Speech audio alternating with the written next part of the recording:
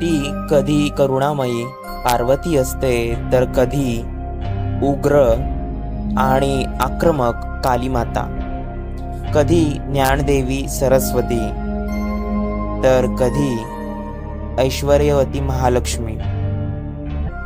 पण या सगळ्या पलीकडे आहे 10 रहस्यमय शक्तिशाली तांत्रिक स्वरूप, ज्यांना म्हणतात 10 महाविद्या. ही देवीच्या चेतनाची 10 रूप आहेत. प्रत्येक रूप हे विशिष्ट ऊर्जा, तत्व आणि साधनेचा प्रतीक आहे.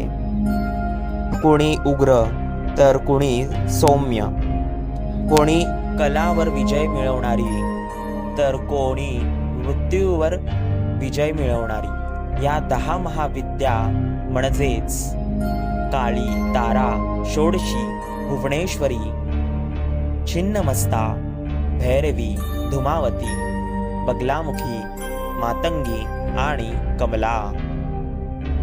ही केवळ उपासना नव्हे, ही एक आध्यात्मिक यात्रा आहे, जी आपल्याला बाह्य जगापात अंतरंगाच्या दिशेने घेऊन जाते.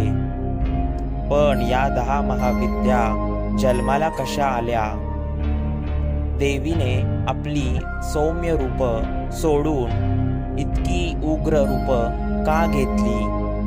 याची सुरुवात झाली महादेव आणि पार्वतीच्या एका गूढ संवादातून. पुढच्या भागात पाहूयात कशी जन्माला आली महाविद्या कालीमाता.